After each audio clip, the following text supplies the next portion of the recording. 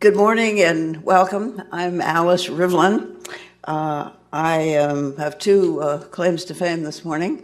One is I have diabetes and well under control. And the other is that I'm the director of the Health Policy Center at the Brookings Institution. And I would like to welcome you to what promises to be a very interesting morning. I welcome you on behalf of the Brookings Institution and the Health Policy Center and the Economic Studies Division. Our subject today is disruptive innovations in diabetes care from around the world, lessons for healthcare reform in the United States. We're sort of arrogant in the United States. Sometimes we think we can't learn much from the rest of the world.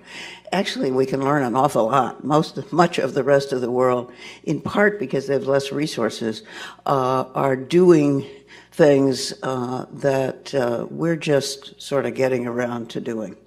So this is a moment of sharing information across very widely dispersed borders.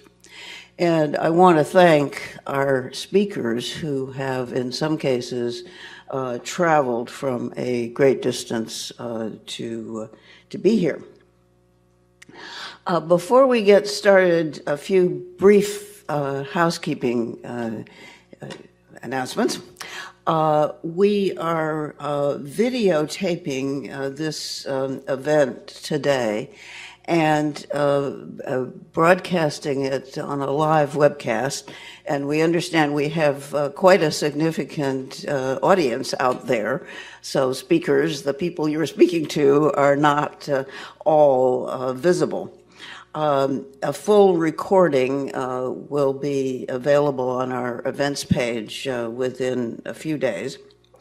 And to ensure the quality of the recording, we'd like to remind you to turn off your cell phones and please get your questions ready for our Q&A sessions.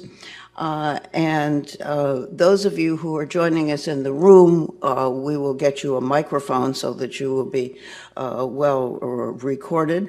Those of you who are joining us virtually, we would invite you to participate by sending your questions using the hashtag @GlobalHealth. We will also have a timekeeper in the front row, and she's going to keep us all on time. With that, I have the pleasure of introducing Robin Osborne of the Commonwealth Fund to open our event. I'd like to thank Robin for being here, and also to help to thank the Commonwealth Fund, not just for their support of this event, but for leadership around the world in improving the health system. Robin is a vice president and director of the Commonwealth Fund's International Program for Health Policy. She has responsibility for the fund's annual international symposium on health policy. In addition, she serves on the editorial board of Health Systems in Transition. And it's my great pleasure to welcome Robin to give us a little more overview of the day. Thank you.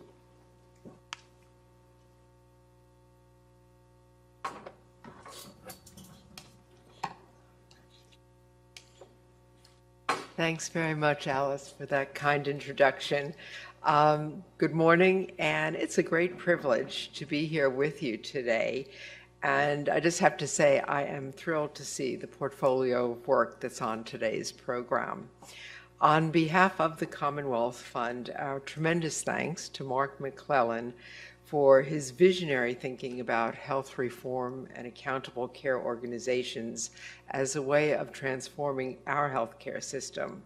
to all of our country's speakers for sharing their experiences with us today, and to our U.S. health system leaders for helping us crosswalk the lessons learned globally to our efforts here at home. Many of you know the Commonwealth Fund. We're a private foundation established in 1918 with the mission of supporting a high-performing healthcare system that expands access to care, improves quality of care, and achieves greater efficiency. We're particularly concerned about and passionate about improving care for the elderly, for low-income and uninsured people, minority Americans, and children. Integral to our work is an international perspective, and our international program in health policy and practice innovations aims to spark creative health policy thinking and exchange across countries, and to build the evidence base through cross-national comparative research, patient and physician surveys, benchmarking health system performance, deep dive case studies to understand what works and what doesn't across countries. And while every country healthcare system has a unique historical and political context, and they may be financed and organized differently, they are all being driven to get value for money. And there's a striking convergence in their goals. For the United States, that theme, value for money, resonates. We spend more on healthcare than any other country. As the fund's president, David Blumenthal, says, if there was an Olympics for healthcare spending, the U.S. would sweep the gold, silver, and bronze medals. But we generally don't get the best outcomes and often rank at the bottom, certainly in the fund surveys, when compared to 11 other industrialized countries. And while we have some of the best healthcare in the world, and you'll hear from some outstanding and world-class U.S. health systems today, on average, cross-national data shows room for improvement. We're hopeful that with the ACA and the delivery system and payment reforms it supports, we'll start to see some of the gaps in performance close. And we already have, as for example, through financial penalties, which have helped drive a reduction in hospital readmission rates. Since 1998, the fund has held an annual international symposium in Washington, bringing together health ministers and senior government officials from 11 countries around a theme. This past year, it was achieving a high-performing healthcare system for high-need, high-cost patients. For the first 5 or 10 years that we did this, when health ministers outlined their challenges their systems faces and their policy agendas, even though they all spoke English, it was as if each was speaking a different language. The problems, the strategies, even the words they used had there's little commonality. What's now striking, stunningly so, is the amount of convergence, particularly as we focus this year on high-need, high-cost patients, often frail elderly with multiple chronic conditions, the patients that we'll be hearing about today. This year, health ministers shared a very common vision for their healthcare system. They were all aiming towards an integrated healthcare delivery system that provides high quality, seamless, coordinated care for chronically ill patients, that empowers and supports patients and their caregivers, where information follows the patients between providers across sites of care, and a system that is innovative and using data and performance feedback to continually improve. They not only shared a common vision, but they also shared strategies that sounded remarkably similar. And it sounded like they were all pretty much using the same toolbox. Patient-centered medical homes, bundled payments, risk-sharing arrangements among payers and providers, payment based on quality metrics, not volume. But what's so interesting is that because each system is different, how they use those tools, and how each system implements these kinds of transformative changes is different. And that's why today is so incredibly timely and exciting to have the opportunity to hear about the different country models, how they work, and to learn from each other's experience in real time. So again, many thanks to our distinguished panels, Brookings Institution and the Merkin Family Foundation, for their sponsorship and collaboration, and for today's wonderful program.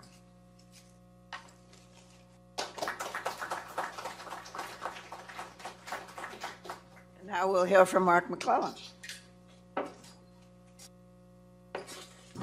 Alice, Robin, thank you for your opening comments. I want to thank all of you who are joining us here today and all of you who are joining us online as well. I'd just like to add my appreciation to the support for the Commonwealth Fund, not only for this event and some of our related activities on trying to drive forward effective ways of improving care from healthcare organizations within this country and around the world that are starting from very different places in terms of how they're delivering care and how they're paying for it, how they're making it sustainable, but also for that vision that Robin described. The Commonwealth Fund has been working on this for a long time. We were just talking this morning before the event started about how the world does seem to be changing, though. Recognition that the traditional focus on health services is probably not enough, that to help healthcare providers work with patients in new ways to prevent complications of illnesses and get care right the first time requires new methods of financing and new methods of patient engagement that really nobody around the world has quite solved the way to address. And we do have different philosophical approaches to the role of government in healthcare delivery in different countries. We do have very different cultural starting points. But I think you'll see today the degree to which there are some common challenges and common ways to learn about experiences and addressing those challenges is actually pretty striking. So I do want to turn to that, but also want to spend a minute to thank the Merkin Family Foundation as well. As Robin mentioned, their support for our efforts here has been critical. It's come through the Richard Merkin Initiative on Payment Reform and Clinician Leadership, which has really been all about engaging clinicians in finding leading ways to not only think about reforming care in their own practices, but to be leaders in payment reforms that can be implemented at the local level, working with health plans, working at the state and national level to make these kinds of reforms in their practice more sustainable so that they really can make ends meet and deliver the kind of care that their patients would like to see.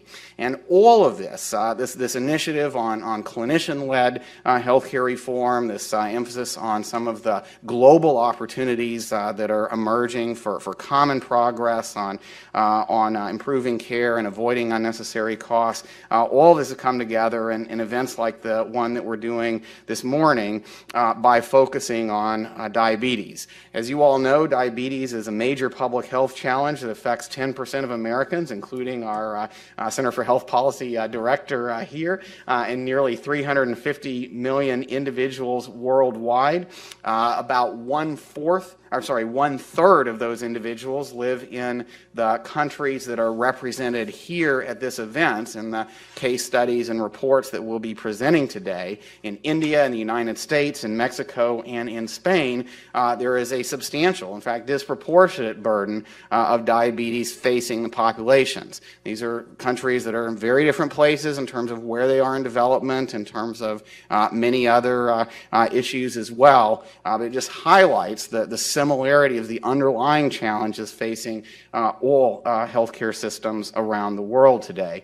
And in all of these systems, you're going to hear about how some of the traditional ways of supporting supporting healthcare, whether it's through publicly financed budgets for hospitals and individual clinics, or whether it's through fee-for-service medicine that's focused on traditional volume approaches to supporting healthcare. What you're going to hear is that these are not getting us to where we need to be in terms of addressing the risk factors for diabetes, identifying patients who have these risk factors early, helping them make changes in their diet, their lifestyle, to better self-manage their condition, helping them use proven effective medications to get the diabetes under control, and helping them get coordinated and effective care from healthcare providers when they need it. As you'll hear, and as you've probably seen in the case studies, there are significant gaps all over the world in dealing with these features of these important features of diabetes, from the standpoint of screening to ongoing behavioral management to effective use of medication and dealing with the complications that can't be prevented. So there is an urgent global need for innovative care models, for disruptive innovations that take advantage of new technologies both within healthcare and beyond healthcare to change the way that care delivery works for this very important condition.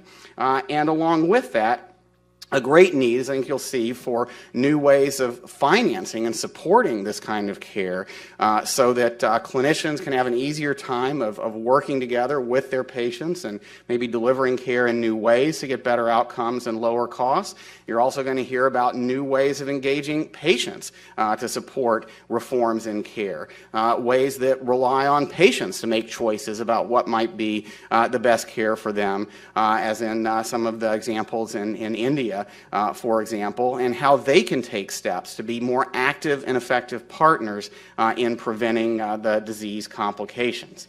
Now, these disruptions in care delivery mean shifting away from traditional ways of engaging patients, traditional ways of delivering care that might be provider-centric, to focus on much more patient-centered care, much more individualized care.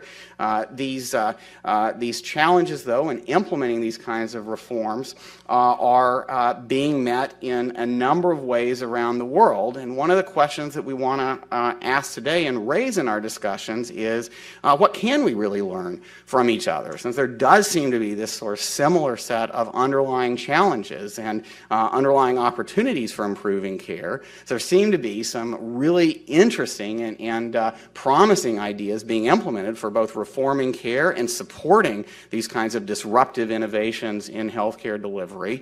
How can we make more rapid progress together? How can we achieve some of those goals that Robin Osborne was mentioning earlier in terms of getting to high-performing healthcare systems all around the world? To do this, we're going to showcase 5 global case studies that are examples of efforts to disrupt diabetes care and address some of these challenges in care delivery and improving outcomes for this very important condition. We're going to hear from the Carlos Slim Foundation from Mexico, where they're supporting an innovative program, a disruptive program called Casalud. We're going to hear from Sugavasvu Healthcare in India, rural India, maybe not the place you think of for innovative approaches to care delivery, but it's happening there too. From Ribera Salud in Spain, which has turned around a traditional healthcare financing model there to really increase the emphasis on caring for patients with diabetes and other complex conditions more effectively.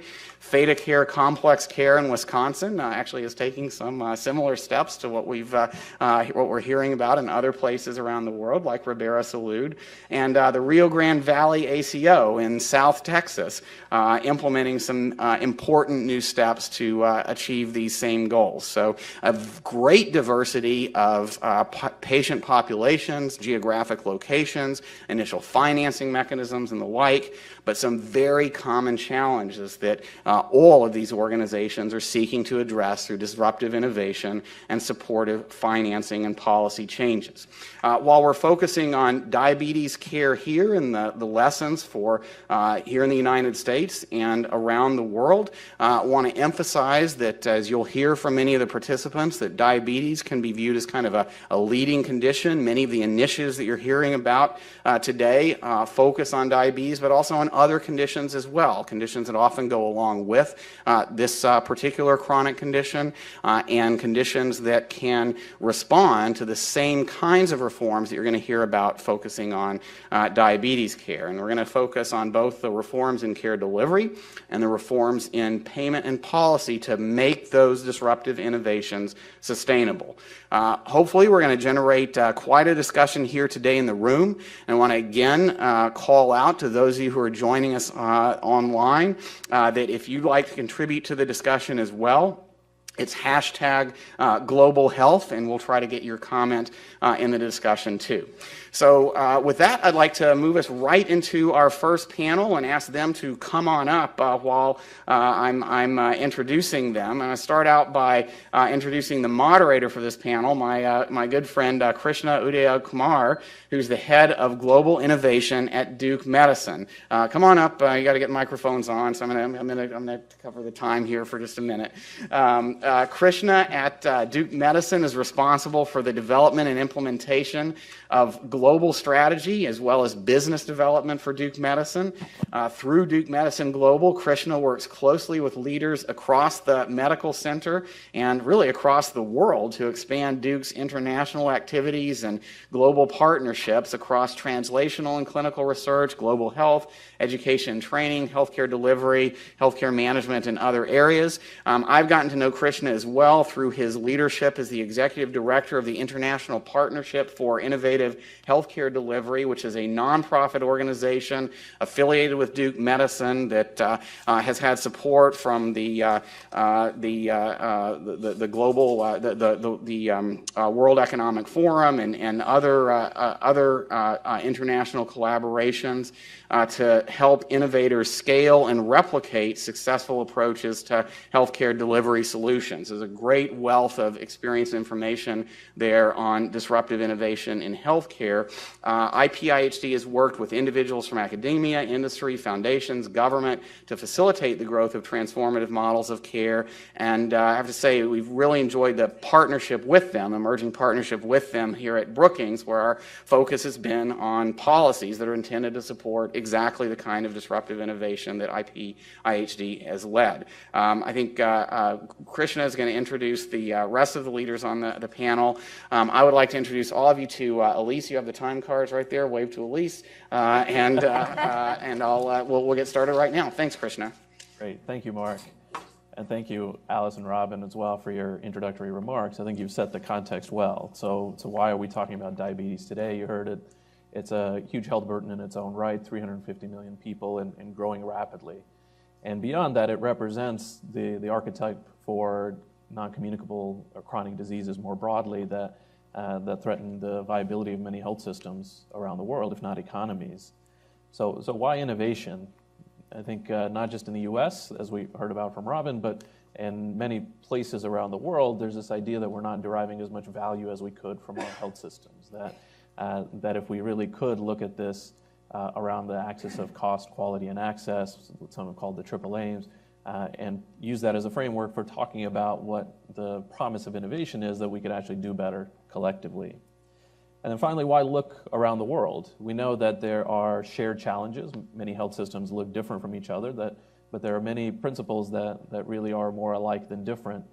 And not only that, not only do we have to learn from our challenges and mistakes, but there's huge value in actually looking at where the bright spots are. So what is working? And we can learn from anywhere in the world where we see models that are working. And so over the next hour or so, what we want to do is dig a little deeper into some of the models that seem to be working and learn from what they've done and think about what we can generalize beyond that. So joining me this morning, we have a great panel. We have Manuel Bosch, who's the deputy manager of Ribera Salud in Spain. We have Ricardo Mujica Rosales, who is the executive director of the Carlos Slim Institute in Mexico. And we have Zeena Johar, who's the founder and CEO of Sugavarvu Healthcare in India. what I will do is ask each of them really to start by briefly describing what it is they do, what the innovation is, to give us context, and then go a little deeper. Before I do so, I'll point out, as others have, we want to make this as interactive as possible, so any comments or questions you have, please, along the way, send them via Twitter to #GlobalHealth.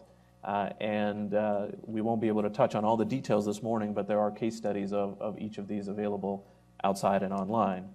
So let me first turn to Manuel. So tell us, for Ribera Salud, and specifically the complex care plan that you've developed there, what was the challenge that you sought out to address, and what is the complex care plan? Okay, thank you. Good morning. First of all, I would like to express my gratitude for the invitation. It's a great opportunity for us to be here and to share our perspective with you.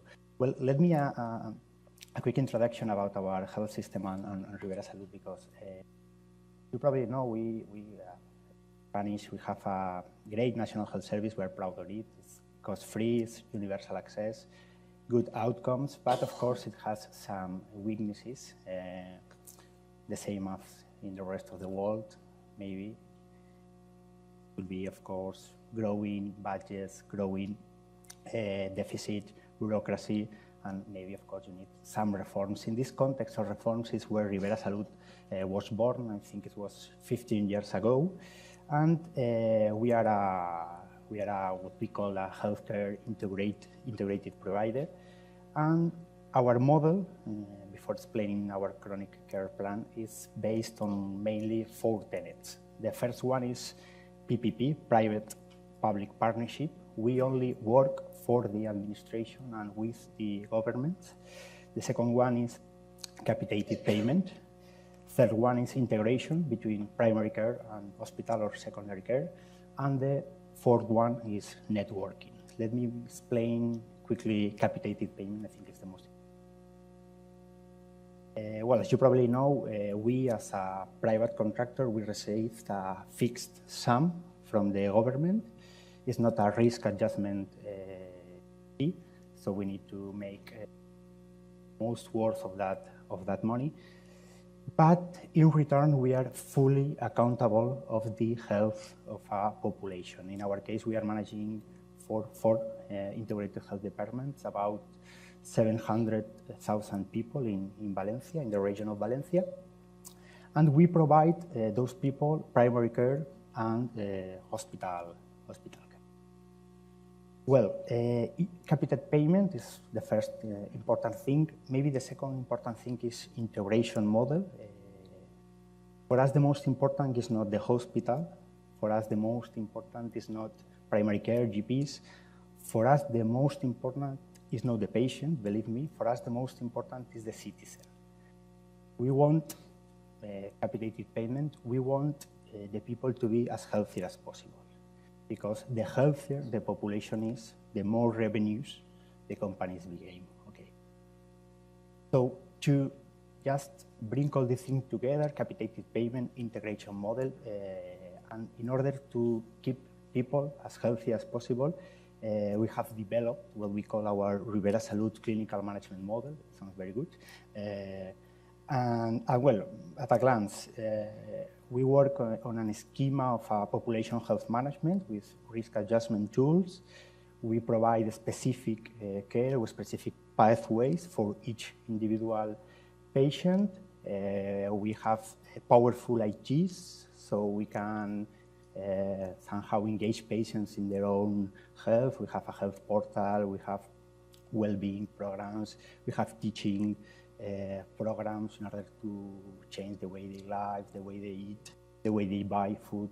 We have also school programs.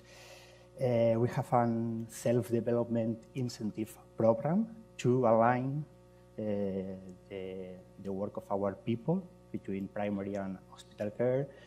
IT is okay with this important role also of the nurses. They are leaders of some of our case management, for example, or dischargement area. And well, I think this is the great schema, and well, I think we can go on later with diabetes. Sure, thank you. It seems to have a lot of connected parts. Yep, thank you. So, how have you learned over time and evolved that model as you understand each of the components of actually taking care of a population, and especially around how it applies to chronic disease management with diabetes? Yes, for us, as I have said, the most important thing is keeping people healthy. So we, for example, we can show you one of the best of the breed experience we are managing in the south of Valencia, in Elche and Torrevieja, it's two small cities. We are there accountable of more or less 300,000 people, and we are providing, it's the case there, we are providing their health. So, for example, we have developed there a full population health management. We are using ITs, we are using ERGs and other risk adjustment models in order to target and to identify the name or the surname, the ID, the social conditions of every diabetic people there. We are also enrolling them in a specific pathway, in a specific care pathway. Also we have that at the end of the process, we have a very, very, very important or very powerful IT data analytics solution in order not only to measure costs, but also quality outcomes and things. Great, thank you, and we'll dig deeper in just a minute. Let me turn now to Zeena. Tell us about the challenge you saw in rural India, first that led to your developing of Sugavarvu, and then how you evolved to this subscription care package model. Sure, I mean, that's a nice question, but I need 2 hours to explain this. The 2-minute version. Okay, first of all, I would like to thank Mark and Andrea, for giving us this opportunity and actually working so closely with us in developing the case study. I think the case study was a perfect build-up to this session, and I think they really add up as great resources, and to you for that wonderful question. Just as a context, our enterprise is based out of rural India, practically a green field for organized healthcare. I mean, you have the unorganized sector which is available over there, which are primarily local practitioners who are providing medicine. So when we started back in 2007, we wanted to create an enterprise, and we fought with our regular challenges of not having doctors, bringing in technology, bringing in some organization. And over the last 5 years, we touched around 70,000 patients who just came into our system, came into our system and left. And when we actually started looking at who were these patients who were coming to us, when you get started in India, when you read about diabetes, you almost are told, oh, that's a lifestyle disease, rural India, they're still back and beyond. These are not conditions that touch them. To our surprise, the prevalence of diabetes that we saw across different geographies in India were very comparable. The disease burden of diabetes in urban centers was very equivalent to the disease burden of diabetes that we saw in all of our geographies that we saw. So that myth was gone. And then we realized that we run a network of around 9 clinics with facilities which are open from morning to evening. We do school programs, all of that. Patients came to us when they were sick, and then they kind of disappeared in thin air. And when we look at the kind of patients who come to us, 20 to 30% of patients were patients who were coming to us for chronic care management, for getting their blood values checked, for getting their prescription if they didn't want to go to a hospital. And they came to us, and depending upon how seriously they took their chronic condition, they came to us for a month, 2 months, and then they all disappeared in thin air. And that's where we realized that, we are touching these patients, they are coming to us, but then we lose them in thin air. And why were we losing them in thin air? They were even willing to pay for what we were asking them to pay. So money was important, wasn't a deal breaker there. What we felt was really missing in the system was accountability. I mean, who was really taking the ownership of the patient? The patient himself or herself, which they did for a short while, and then they get busy with their usual stuff. So as a healthcare provider, when we really wanted to provide community-centered care, our conceptualization of really taking patient ownership was to bundle all the services that a diabetic patient would require at the front end, and actually then bring in advantages that they would cherish, whether it is cost advantage, which is giving them medications not at the selling price, but at the cost price and letting go of a 40% margin, whether it is doing home visitations for people who are not showing up, whether it is keeping a blood profile for patients, who would need regular checks, whether it is really modulating your, titrating the dose properly, to make sure that you are having the right amount of metformin, when you get started. It's not only important that you have diabetes and you start popping a pill, but popping the right amount of pill is also as important. And those are the things that kind of led us to our thinking to say that we have around 10 to 15% of our population in the areas that we cater suffering from diabetes. How do I package and bundle services? Unfortunately, we don't bundle actually hospitalization or insulin-dependent versions of it. So it is very, very basic and like literally the first, 1 inch of care that would qualify. So it is really the first touch point. But in that first touch point, the role of the physician, the role of the nurse, the role of the community, and actually taking a lot of ownership of the patient is what we've tried to do. We have around 200 to 250 families enrolled with us today as we speak. And as we work through, we're looking at the lessons that we're learning, many challenges that we face, and how we can really, make this as a core value proposition and move away from our episodic care of waiting for patients to show up and then they come, get some care, and then they walk away. I mean, that's a good model, but I think there are enough providers in the country doing that already. Thank you. Now, you're doing this entirely from the private sector. Correct. Which is a little different than the first model we heard about, which is really around selecting a population and a partnership between the public and private. So tell us about the challenges you see on the ground, including the role of the public sector as you see it. So the biggest challenge that I would say, when we are managing our patient population, so we actually have a relatively strong community focus and we use a lot of technology. So for example, we will go out with mobile phones and actually do basic survey for the entire population, including doing your, fasting blood sugar values and, doing your basic BP and body mass index to get a sense of, are you at risk? Should you be, checking yourself up for an additional level of test? So we grade the population really well.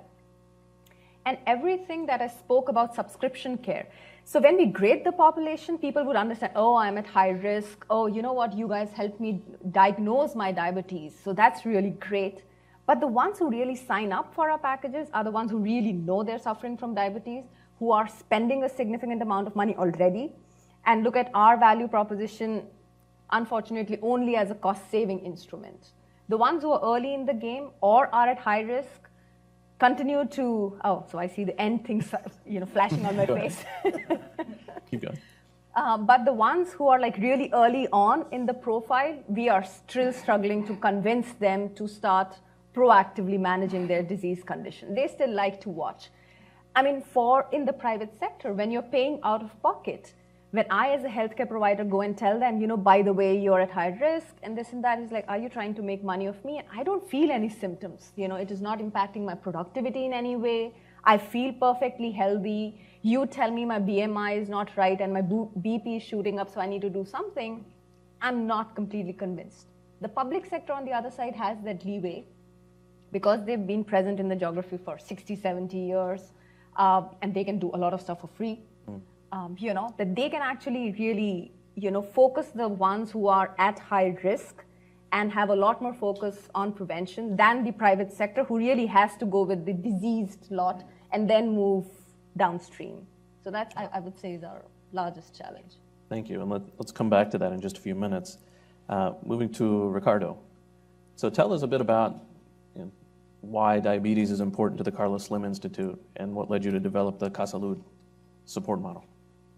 Thank you very much. Also, I would like to start by thanking the Brookings Institute for this work, this collaboration where we have been working on for the past months. It's been fantastic. Thank you to Mark, Andrea, Monica, all the people here.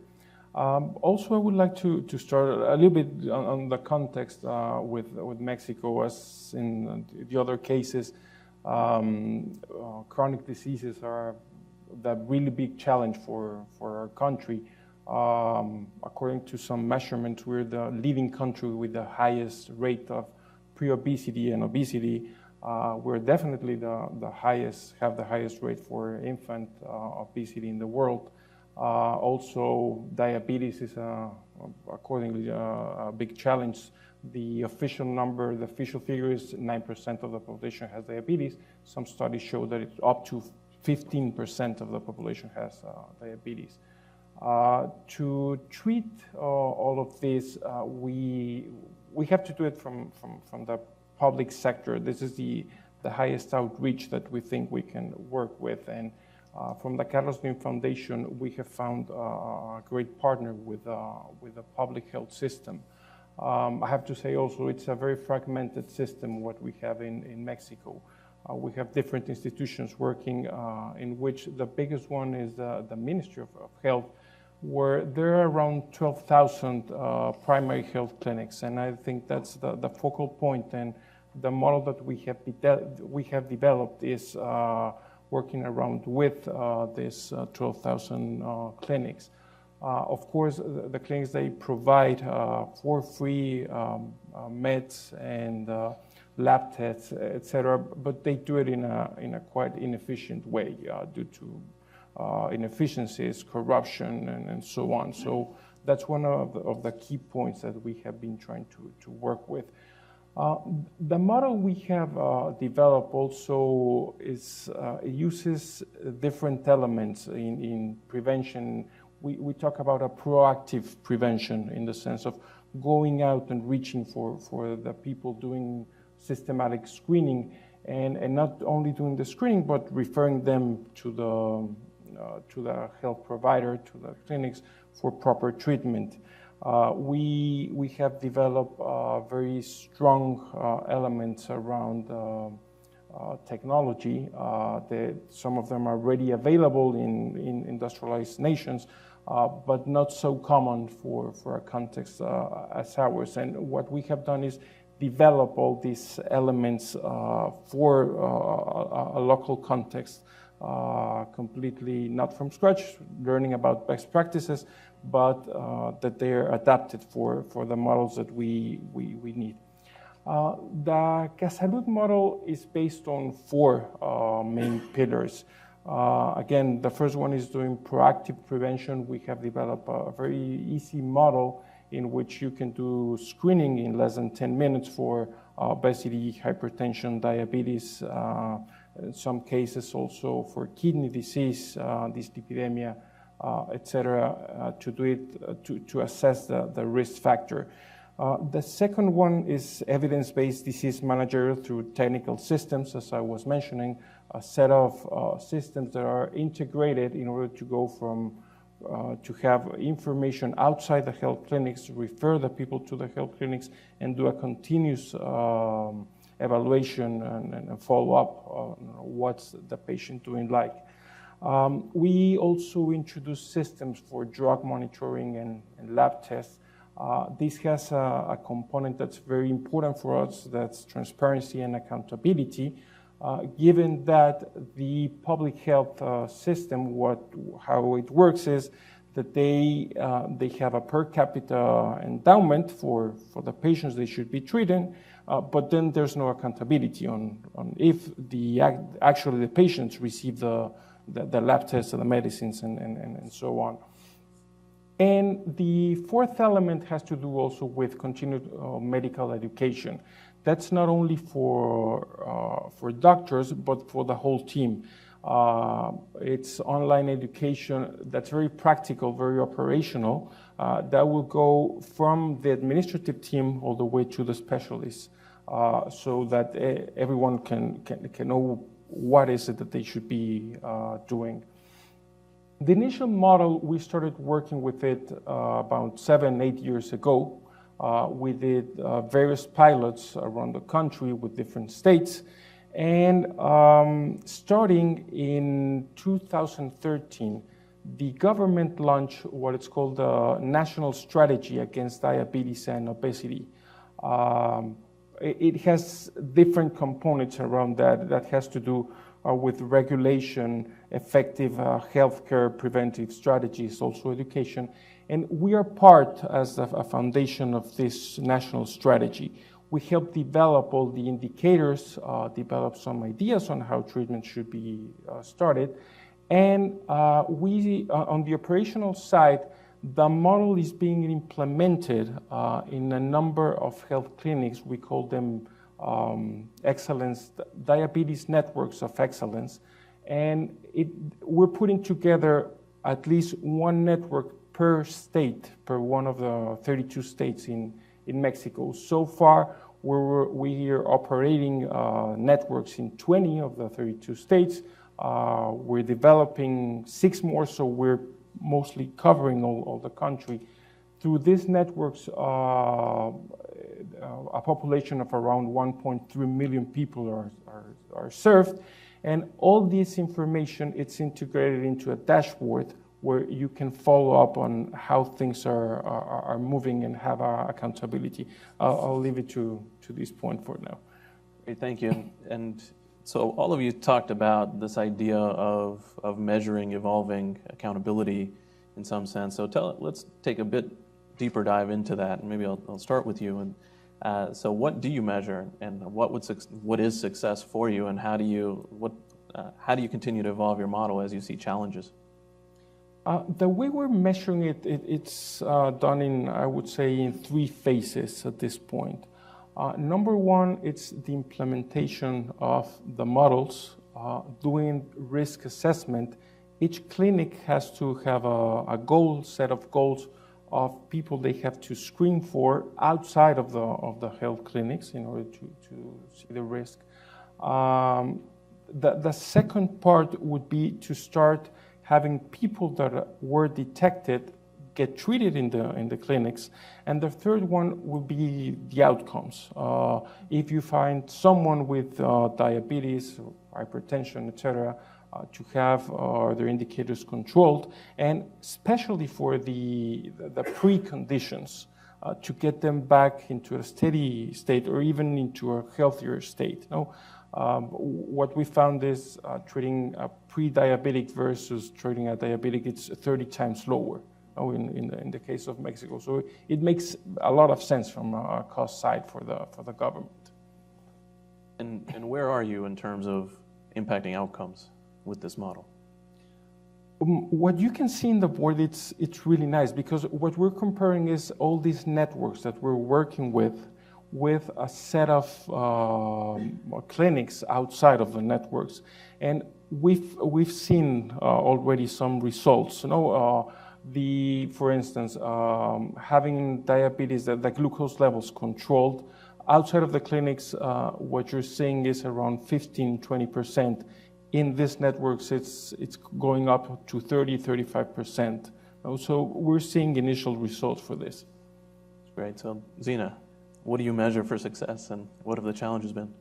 Well, so there are different levels. So for example, if you are a diabetic patient who's enrolled with us, so level 1 is, are you complying with all the visits? So as per our package, we have almost a chart that is given to you saying that you need to show up, twice a month to our clinic. These are the medications that you need to take. These are the values that we will track for you. So level 1 is, are you doing what you're expected to do?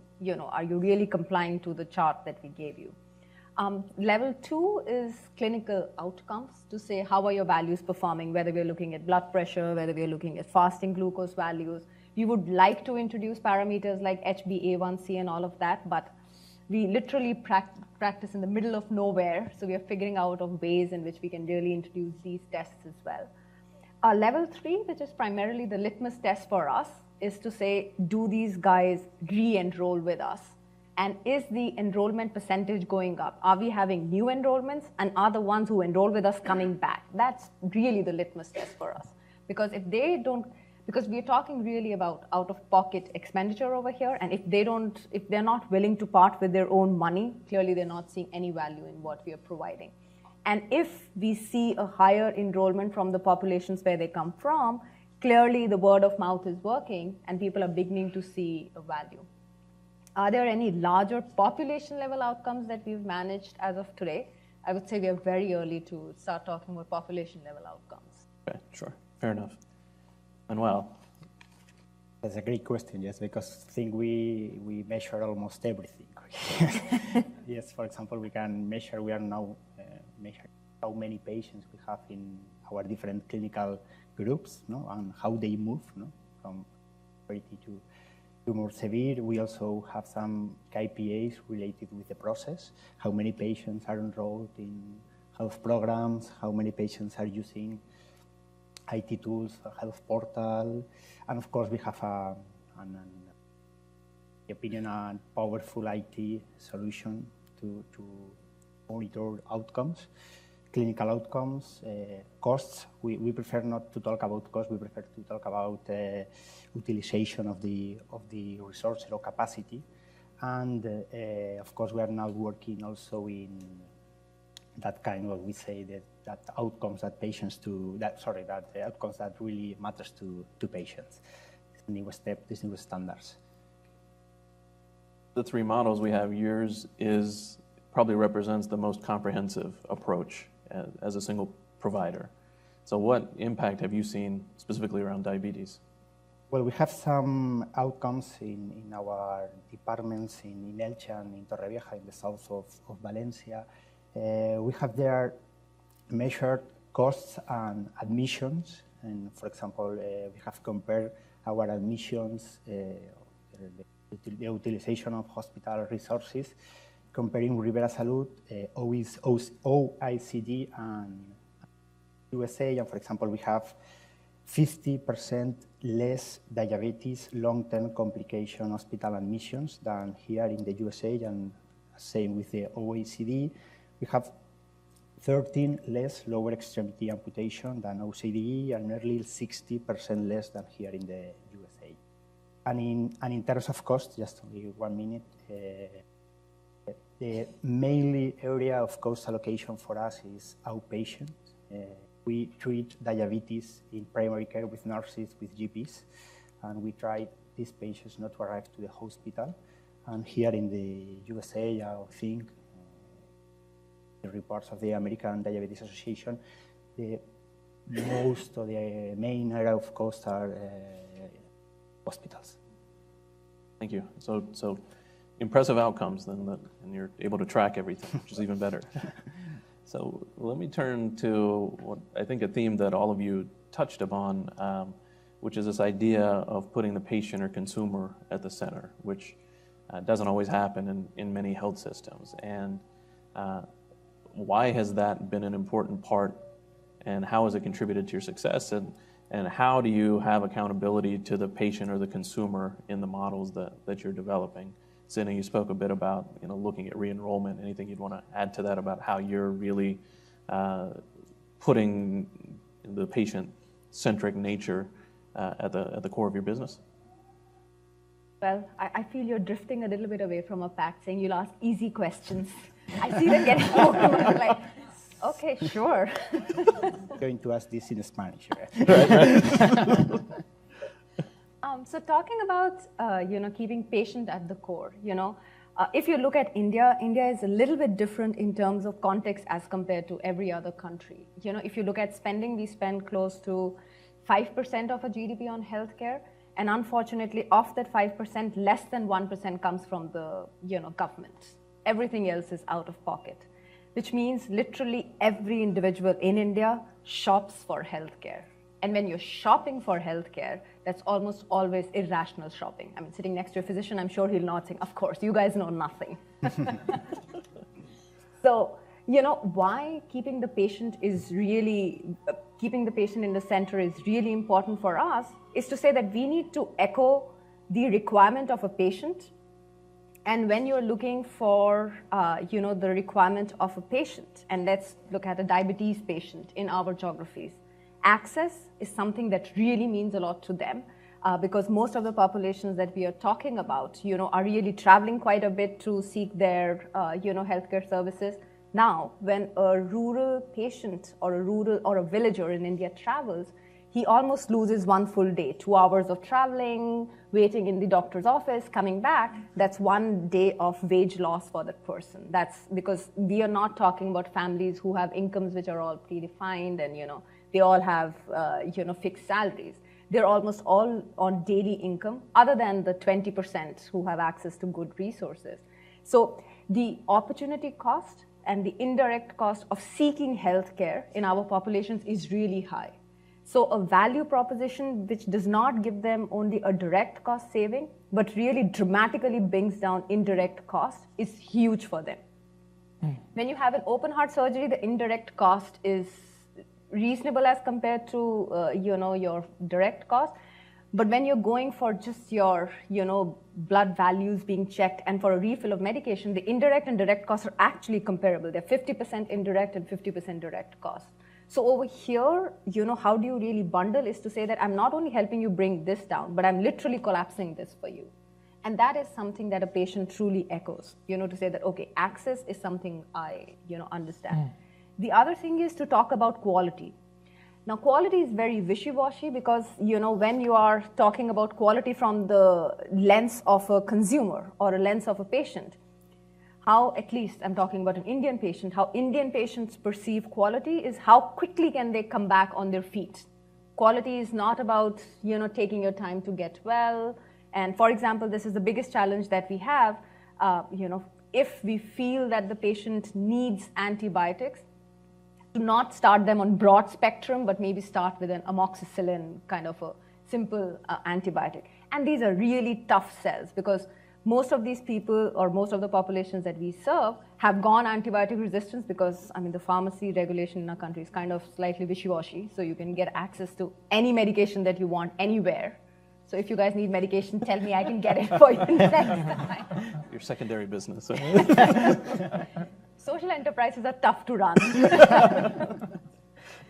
So because of that, now sitting in this audience, we would say, yes, being compliant to protocols is very important. We should start with, proactive care and we should start with preventive care. Almost nothing works because when you're serving a rural patient, he wants an injection.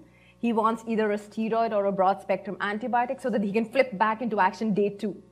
And that's where we kind of almost constantly lose the battle on quality. So you can make a case on access, you can make a case on cost saving, on quality as a private care provider. If ethics are on your side, it's really tough. If you let go of ethics, you're a very profitable venture, but then you never join IPIHD. So I think those are kind of the battles from the private sector. If you're the government, then you can really be on the high chair and have a slightly different approach. But as a private sector provider, you almost have these forces fighting against you all the time. Thank you. I think that's great insight from being active on the ground that's not visible to a lot of people that work just at a system or policy level. So Ricardo, how do you ensure that Casa Lud and all the clinics that you work with really become more patient-centric in their work? To us, again, it's a really easy answer in the sense that you have to do it as a patient-centered and look for accountability. And that's one of the, again, that's a key element that we're looking for here on by working also with the government, besides the outreach and, of course, the health of the patient. And it's not only the patient, it has to be, as in the case of the Spanish case, we're looking about the general population. It's better to have healthy citizens than patients. The dashboard that I was talking about, it's public. Anyone can get online on it. Also, that's, we think, that a game changer on how you can do things. What we're doing there is you have different set of indicators in which you can compare how each clinic is doing on the goals that they set. So anyone can get there, see which one's doing better, and then you have accountability and you give the patients a voice and the citizens a voice. Also, it's important to say, in Mexico we have the National Health Council, where every quarter all the ministers from all the 32 states and the federal authorities, they go through a number of elements, and they do all the planning for the health system. And we are able to go there in each one of these meetings, and we show how things are looking at on the dashboard and how things are moving along. So that's a very powerful incentive in the sense that no one wants to see no stage wants to be seen in the bottom of their indicators. So that's a way to move things around and create the incentives to have a model that's sustainable and that they have to be achieving their goals. Thank you. So transparency and benchmarking is key aspects of that work. Okay, well, for us, the important thing is when we place the patient or the citizen in the center of the system, I would like to say that for us, patient is too late. We prefer to speak about citizens because placing them in the right place means that we need to treat that people at the right moment, at the right place, at the right risk. And that means that all of our organization are just patient-centered. We have alignment of incentives, and there in Spain, we do not have a problem of underutilization of the services. We have a problem of overutilization. So our way of increasing loyalty to patients is just leading them through the right process in order that they can be treated in the better way possible. Thank you. Let's see if we have a few minutes to go to the audience. And just please put your hand up. I think we'll have a mic coming around. You could state your name, your organization, and a very brief question. Zafar Iqbal, Veterans Health Administration. My question relates to Indian background that you have competing Ayurvedic system, Unani system, homeopathic system. So how do you include them in your process, or you compete with them all the time? Thank you. I'm glad you asked that question because that's one of our core innovations. So where we actually practice, we have practically no doctors. So as a country, just to set the context, we need around 1.2 million doctors, and we have close to 400,000 doctors. So these 400,000 doctors like to practice in big cities because it makes no sense for them, either in terms of compensation, career path, or further education, to go to places where we are asking them to go. So we actually work with Ayurvedic and Siddha doctors and train them for like 6 months on the nurse practitioner curriculum that exists over here.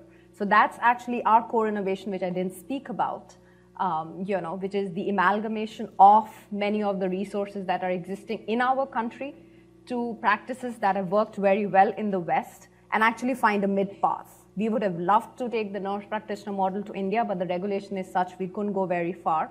But this was a great opportunity, which is to look at Indian streams of medicine, bring in the nurse practitioner model over there, and actually bring in kind of the best practice. It is very hard to bring best practices from Ayurveda and actually implement them because on one hand, when you talk about modern medicine, there is just a lot of research that supports that evidence. We have very little evidence on the other hand. But whatever we can gather, we do actually bring those best practices. And the practitioner at a core is an Ayurvedic practitioner who's running our clinics because we have no access to allopathic doctors in our geographies. So thank you for that question. Thank you. Other questions? Yes, my name is Pamela Anderson. I'm from Johnson & Johnson in their diabetes care franchise. And the question that I'm wondering is there any common gaps? I'm hearing about citizens and patients. I'm hearing about how the rural areas, it's very difficult to get practitioners. And I'm trying to understand what we can do to serve the patient or the citizen or whoever better and how we can meet those gaps. So anybody want to take that? So maybe I'll add to that and say, as you think about next steps, right? So you've all achieved some effectiveness, some outcomes at what you're doing. So as you think about scaling and increasing the impact of your work, what are the key gaps and what do you see as the necessary components to continue to scale? Please. Well, in my opinion, we are working on that now. One of the most important gaps is working not only in a reactive way, but in a predictive way. We are working in our system, our ITs, in order to target those patients who in the next years are going to be high level or high users of the system, because we know that, for example, we have underdiagnosis of some diabetes. We have patients that are between 65 and 70 years, and we know that now they are more or less healthy, but in the next years they are going to be severe. So we are trying to improve that targeting in order to provide better processes, better health alignment, and also in order to teach them to take care of their health. I would say in our case, being so one of the key elements, also the use of technology, that's always a challenge, the uptake. We've conducted different evaluations and worked with different partners. Actually, with J&J, we have done some evaluations in Mexico on the use on cell phones, apps as a follow-up. We've worked also with in the NCD partnership with Lilly on how the patients, what is it that they are doing after they go into the health clinics, and when what they have to do in order to change their behavior. I mean, and that's the biggest challenge, and no one has, I think, the answer there. No, this is something as opposed to what you do with vaccines. That's a one shot, and with NCDs, it's a lifelong thing that you have to work with. So you always have to come up with innovations and see what is it that's working. Some things have proven results, but I think that's that biggest question mark. I think in my case, I would just want to actually echo what the other panelists also said, that, you know, when we are talking about diabetes, we actually are very proactive. So we will go out with mobile phones, get a sense of our geography, who's at high risk, and, you know, who's at medium risk. But primarily where we are operating right now as a healthcare provider is in the known space, meaning people knew they had diabetes. We helped them actually with a low-cost solution closer to their home. What will be success for us in a couple of years is if we could move from known to the unknown space, which means people did not know that they were suffering from a disease. Through better testing, through low-cost diagnostics, we actually increased the capability of a population to really understand the true disease burden and begin to act on the disease burden through interventions like ours. We are a couple of years away from that, and that will be success for us and our journey over the next couple of years.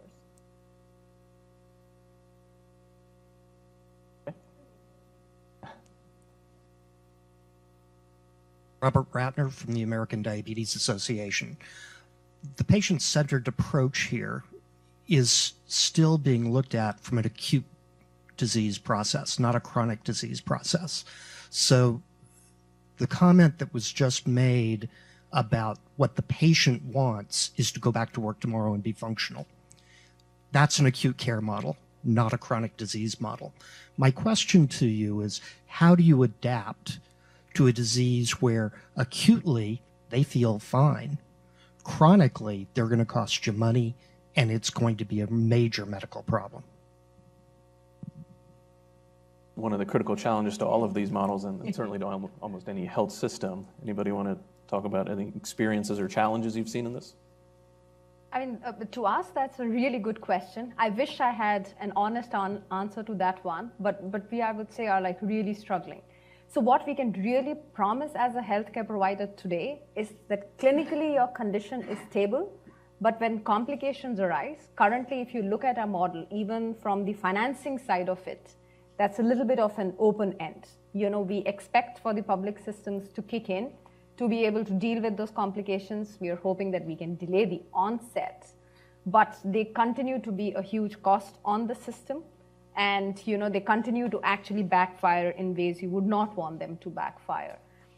In years to come, we are hoping that our model will become a little bit more comprehensive, but right now that question is still on the wall for us. So we unfortunately don't have an answer to that one.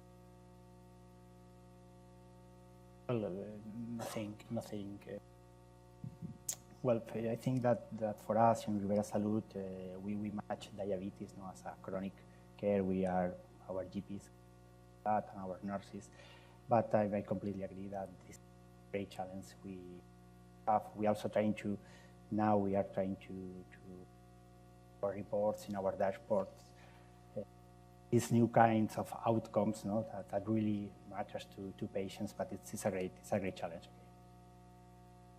And I'm going to go back out in just a minute. Let me follow up on, you mentioned financing, and part of the work we're talking about is really thinking about policy and financing and the broader ecosystem. So for each of your models, what are the policies or financing mechanisms that have helped or that have hindered the effectiveness and scaling of your models? Let's start there and come. For us, I think that capitated payment is one of the most important thing that can or that helps us to provide this kind of health or this kind of management, so that somehow aligns all the stakeholders involved in the healthcare, the patient who wants to be as healthy as possible, the administrations that really wants to pay as little as possible, and of course the companies that wants a good schema with a long-term contract. Thank you. In our case, we see it more as a problem of efficiency. Before we had Seguro Popular in Mexico, probably it was around 5% of the GDP went to health. Now it goes up to 6.3%. Now that we have more money, I think we're doing instead of a better job, a worse job from the public side. So I think it's a matter of doing more better use of the resources. And again, this comes back to the accountability and transparency issue. We think that if the governments are not accountable for the use of these resources, then nothing will work. And you can go up all the way up to the standards of the US of around 10% or more, and still things will be as problematic as they are. So for us, it's just doing a better job with the resources that you have.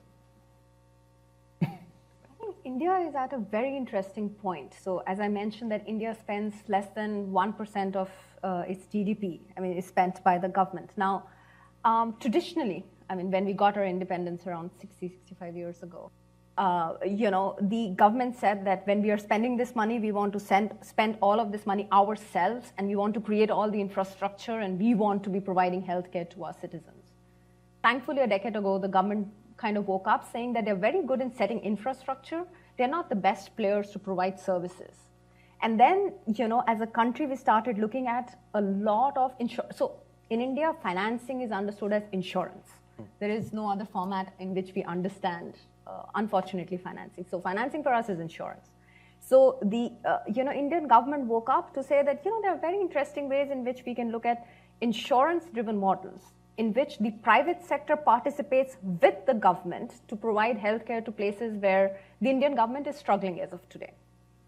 As a country, we have around 15%, 1/5, of a population covered by any form of insurance, sponsored by the state, sponsored by the federal government, sponsored by the central, employee union, and all of that stuff, out of which only 5% is pure private insurance. So insurance is like a really super small market in our country. And if you look at insurance, most of that insurance is actually all hospitalization, which means you have to be in a hospital for a minimum of 24 hours before any kind of reimbursement kicks in. And the insurance companies realize that, for them to be able to really keep a tight control on costs, they have to start looking at primary care, they have to start looking at chronic care management, but that's very different from paying for, say, a heart surgery, which is one episode, costs 100,000 Indian rupees, you can put in checks and balances. A diabetic patient will show up in a clinic 3 times, will cost $2 every time. It takes $4 for an insurance company to process that claim, so the math is not adding up for them. So in India, it is actually really good times to try out all of this financing methodologies, whether you're talking about subscription, capitation, primary care, acute management of chronic conditions, because we are all looking for ways to actually get a little bit broader than what we are doing today. So it's really interesting times with everybody looking for an answer. So in a couple of years, the follow-up that you will organize, I think we'll have nicer answers to present. But it's interesting times for sure. Oh, thank you all. And I think we could keep going for a few more hours. Unfortunately, we've reached the end of our time for this panel, and I think what you've heard about are three really interesting models in very different ecosystems, very different approaches, but a lot of common themes, a lot of common challenges as they look at effectiveness.